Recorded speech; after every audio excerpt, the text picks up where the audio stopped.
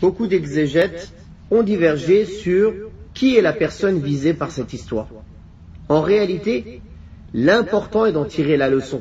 La leçon, c'est de répondre à ceux qui rejettent et qui mécroient dans la résurrection, dans le fait qu'Allah tabaraka wa ta'ala est capable de ressusciter les morts au jour de la résurrection.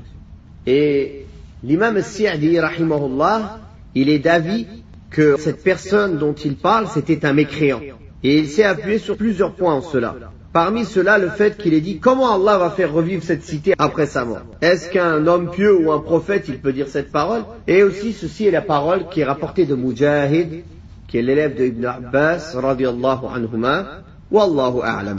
Donc, ce verset, Allah tabaraka wa ta'ala parle de cette personne, ou quelqu'un de semblable à celui qui traversa une cité désertée et dévastée. Cette cité, qui était dévastée, qui était en ruine, quand il est passé au milieu de cette cité, il s'est écrié Anna yuhyi hadihi Allahu ba'da mawtiha.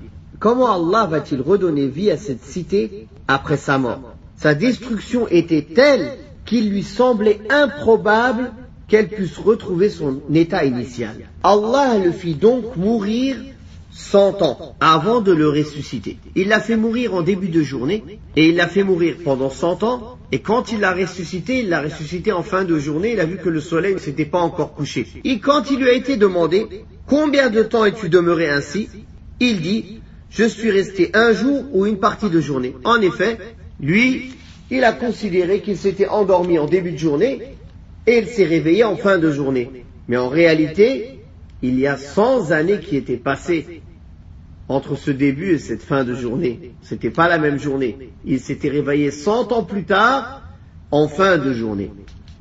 Puis il lui a été dit, non, tu es resté 100 ans. Regarde donc ta nourriture et ta boisson. Rien ne s'est gâté. Effectivement, la nourriture et la boisson sont les choses qui se gâtent et qui pourrissent le plus rapidement. Et pourtant, Allah tabaraka wa ta'ala les a préservés pour montrer qu'il préserve ce qu'il veut et qu'il fait mourir ce qu'il veut et qu'il ressuscite ce qu'il veut et comme il veut, subhanahu wa ta'ala.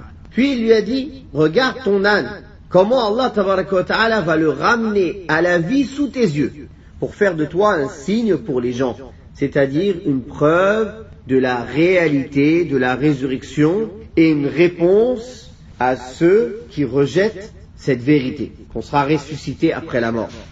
Ceci était aussi un signe pour les Juifs à l'époque du prophète sallallahu alayhi wa sallam, car le prophète sallallahu alayhi wa sallam était un arabe illettré. Comment il aurait pu connaître cette histoire si ce n'est pas Allah Ta'ala qui lui a révélé? Car c'est une histoire qui existait dans les livres des Juifs.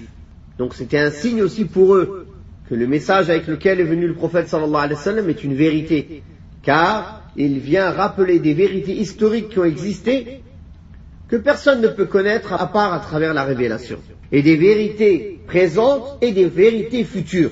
Donc Allah tabaraka wa ta'ala a décidé de faire mourir cet homme, de faire mourir son âne, de préserver sa nourriture et sa boisson. Quand il s'est réveillé, il a vu son âne qui était éparpillé, il avait perdu la chair, les os étaient éparpillés. Alors Allah tabaraka wa ta'ala, il lui a dit وَانْظُرْ إِلَى الْعِظَامِ كَيْفَ نُنْشِزُهَا ثُمَّ نَكْسُوهَا لَحْمًا. Et regarde ces ossements, comment nous les assemblons, comment nous les faisons revivre, comment nous leur redonnons vie.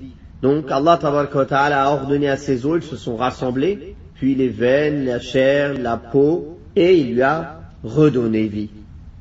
Quand Allah tabaraka wa ta'ala lui a redonné vie, et il a vu de ses yeux comment Allah tabaraka wa ta'ala ressuscite les morts, et que son âne avait retrouvé vie, et qu'il se mit aussitôt à braire, et tout ceci se produisit devant ses yeux, il n'a pu que dire أَعْلَمُ أَنَّ اللَّهَ عَلَى كُلِّ شَيْءٍ قَدِيرٌ.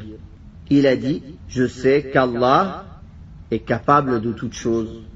Autrement dit, je sais, car je l'ai vu de mes propres yeux, et nul ne le sait aujourd'hui mieux que moi, qu'Allah est capable de toutes choses, qu'Allah est donc capable de ressusciter les morts.